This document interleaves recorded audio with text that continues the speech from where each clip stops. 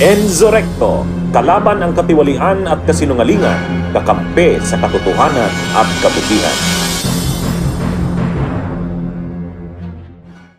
Magkakaproblema ngayon ng malaki si Sara dahil sa kapalpakan ng defense team niya. Yan mga kabunyog. Bakit nasabi natin yan? Mga kabunyog,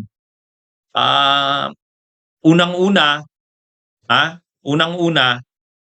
yung buong confidential funds, 612 million pesos, posibleng madisallow ng buo-buo.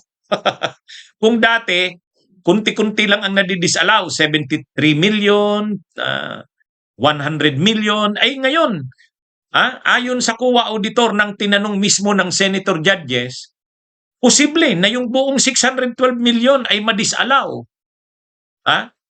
Pag na-disallow yung buong 612 million, ay ibabalik niya yun, yung buong 612 million. Kahit sabihin mo pang maraming pera na si Sara, malaking pera din yan, 612 million. Yung mga kasama niyang co-accountable officers, totoo, kasama yon sa magsasauli. Si Fajarda, si Gina Acosta, kasi mga accountable officers din yon. Kasama yun sa magsasauli ng 612 million na yan. Pero, ang problema dyan, saan naman sila kukuha ng pera? Kung nabigyan man sila doon, kunti lang. Talagang halos susuluhin niya ni Sara Duterte. Tama po ba? Narinig ko kahapon na kaya na disallow yung OVP for 2023 amounting to 375 million is dahil ibinigay ni Acosta kay La Chica yung pera. Yes po, Your Honor. Okay. At so lahat yun dinisallow in 375. Opo. Tinitignan ko rin tong transcripts ng House kung saan sinabi ni Acosta na yung fourth quarter of 2022, ibinigay rin yung 125 million kay La Chica. At on the same transcript, November 25 to 2024, sinabi naman ni Fajarda na ibinigay yung 37.5 million kay Colonel Nolasco. So in both instances, yung fourth quarter of 2022, tsaka yung buong DepEd confidential funds, ibinigay ng special dispersing officer sa iba. Kung ganyan rin ang sitwasyon, di dapat ma-disallow rin yung fourth quarter ng 2022 at buong DepEd confidential funds. Tama po ba? Yun po kasing sa disallowance nung sa DepEd, di ba nga, yung sa DepEd po kasi is di ba po meron na kaming na issue na credit notice.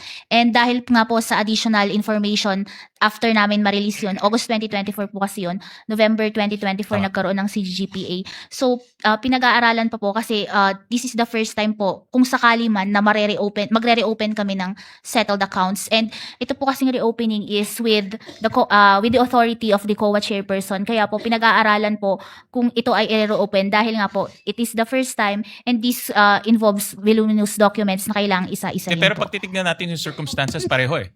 Opo, Binigay tama yung po. pera kay La Chica, binigay yung pera kay Nolasco. Kung ganun susundan natin na rational, pwedeng ma-disallow rin yung fourth quarter OVP at buong DepEd confidential funds. Tama? Yes po, tama po. So pwedeng ma-disallow buong 612.5 million na confidential funds sa OVP at sa DepEd. Tama? Yes po, tama po. At yan ay dapat ibalik Opo, ng dahil, mga accountable officers. opo, tama po. Kaya ang lumalabas ngayon mga kabunyog, sa kapalpakan ng defense team niya, naungkat itong mga bagay na ito. Naungkat itong mga bagay na ito. Kaya malaking problema ito kay Sara. Kunwari lang yan, relax. Kunwari lang yan, okay lang. Pero hindi, tambak na. Tambak na ang problema ni Sara. Bukod dito sa ongoing na impeachment na ano pa ito? Hindi pa nga nangangalahati eh.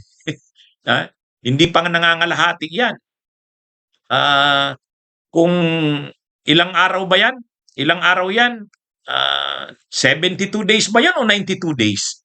Ilang araw nga ba yung sabi diyan na itatagal ng impeachment trial na yan? Ngayon, pang ilan pa lang yan? Day 15 pa lang. So, ibig sabihin, matagal pang masyado yan. At marami pang lalabas dyan na mga mabubunyag tungkol kay Sara at sa kanyang asawa. Lalo na pag binukas na yung mga bank records, yung mga bank accounts, at saka yung mga dagdag pang malalaman sa ibubunyag ng AMLAC, ng Anti-Money Laundering Council. Grabe yan. Pero ngayon pa nga lang, itong tungkol dito sa confidential funds, mga kabunyog, lumalabas dito sa mga nakaraang araw na trial, tinanong ni Senador Win Gatchalian yung COA auditor.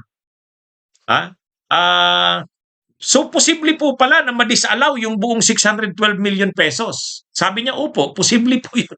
Imagine niyo yan mga kabunyog. Posible palang ma-disallow yung buong 612 million. Pag na-disallow yung buong 612 million, syempre, ang kasunod sa disallowance, restitution. Ang ibig sabihin ng restitution, isauli nyo. Bukod pa yan sa kakasuhan, kung kakasuhan. Ngayon, kung magko-cooperate, isauli nyo na lang, pwedeng hindi nakasuhan. Pero kung magmamatigas, kakasuhan yan. Makakasuhan yung mga accountable officers na yon. Si Gina Acosta, si Edward Fajarda, si Cornelia Chica, Cornel Nolasco. Grabe ito mga kabunyog. Kaya hindi po intriga ang sinasabi kong ito. Ang lumilitaw kasi dun sa impeachment trial, hindi naman yun na pag-uusapan dati. Parang maluwag pa ang kuwa. Kumbaga ang ginawa lang ng kuwa dati, audit observation memorandum, tapos notice of suspension, tapos notice of disallowance. Ano pa yun? Magagaan pa yun. Sabi nga ni Senador Ping Lacson, parang ang luwag naman ninyo sa COA. Parang panay lang kayo findings. Wala kayong ginagawa, higit sa findings. Kaya ngayon, medyo nakalampag ang COA ngayon. Kaya sabi ni Senador Win Gatchalian, sabi nga pala ni Senador Bam Aquino, bakit hindi kayo nagsagawa ng fraud audit? Sabi, pag-iisipan pa po namin yan kung gagawin yan. Kita nyo yan? Hindi pa pala nagsasagawa ng fraud audit ang COA. Ngayon, dahil naungkat lang ganyan na option na dapat magsagawa ng fraud audit, magsasagawa na ang COA niyan ng fraud audit. Pag nagsagawa ng fraud audit, lalong sakit ng ulo ito kay Sara. Tapos sabi ni Senador Win Gatchalian, so pwede palang lahat yon iuobligang ipasauli. I-disallow yung 612 million. Sabi niya, opo, posible po. Yan, grabe yan. Ito mga kabunyog, itong mga nangyayaring ito sa impeachment trial, hindi ito dati nauungkat at hindi ito dati pinapagawa sa COA. Kumbaga, galit ang kampo ni Sara sa COA. Pero sa totoo, napakaluwag ng COA. Ang ginawa lang ng COA, Audit Observation Memorandum, AOM. Tapos suspension notice. Tapos notice of disallowance. Yun lang. Sabi ng mga senador, lalo na si Senador Ping Lacson, Senador Win Gatchalian, Senador Bam Aquino, sabi ni Senador Ping Lacson, para yatang masyado namang kulang ang ginawa ninyo sa COA. Ang sabi naman kasi ng COA, compliance audit lang po kasi kami, Your Honor. Compliance audit lang kami, hindi po namin inaalam kasi ang tanong ganito ano ba namang klase yung mga pangalan na yan? Mary Grace Piatos, Renan Piatos, Andilim, pati yung pangalan ng asawa ni Senador Chicks Escudero, presiding judge, nandun, Hart Santiago, Ann Ong Pauco. Kaya nga sabi ni Atty. Lorna Kapunan, hindi ba ito related sa asawa ng presiding judge? Doon pa lang makikita mo na, lukuhan ang nangyari, scam, sabi nga ni Atty. Lorna Kapunan. Kaya lang ang tanong sa COA, inimbestigahan nyo ba kung scam nga talaga yan? Kung fraud talaga yan, fraudulent? Sabi ng COA auditor, hindi po. Hindi naman po kasi namin inaalam kung totoo ba yung Mary Grace Piatos. Sabi bakit hindi nyo ginawa yan? Kasi lang po kami, compliance audit. Kung ano lang po yung sinabmit na mga papel, hanggang lang doon po kami. Hindi po kami nagpapalalim niyan. Totoo ba tong tao na to? Ano, hindi. Kaya ano ngayon, ay sabi ni Senador Bam Aquino, di ba pwede naman kayong magsagawa ng fraud audit? Nakausap niya daw si dating COA Commissioner Heidi Mendoza. Mayroon palang ganung sistema sa COA. Fraud audit, hindi na lang compliance audit. Ay kaya lang, ang sabi nga, hindi po namin ginawa yan. Ba't hindi nyo gawin? Posible bang gawin nyo yan? Sabi, posible po. Kita nyo. So ngayon mga kabunyog, marami na ngayong nabubukas. Posible nang magsagawa ang COA ng fraud audit. At saka, ang isa pa, posibleng ma-disallow yung buong 612. Ngayon kasi yung mga disallowance, 78 million, 100 million, ganun, maliliit na amounts. Pero sabi niya sa pagtatanong ni Senador Win Gatchalian, posible pala na yung buong 612 million ma-disallow. Sabi ng COA auditor, posible po. Kita nyo. So dagdag sakit ng ulo ito, mga kabunyog, mga kababayan. Dagdag sakit ng ulo ito.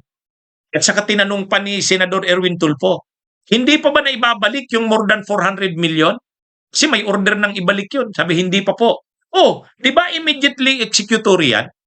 Di ba immediately executory yan? Ba't hindi pa rin ginagawa? Yun nga po, hindi pa po ginagawa eh. Bunyog, halikan na kasama ka. Bunyog, kapag buklod ay may pag-asa. Luzon, Visayas, Mindanao, isa ang pananaw. Sa bagong Pilipinas ang bunyog isisigaw. Bunyog, bunyog, bunyog.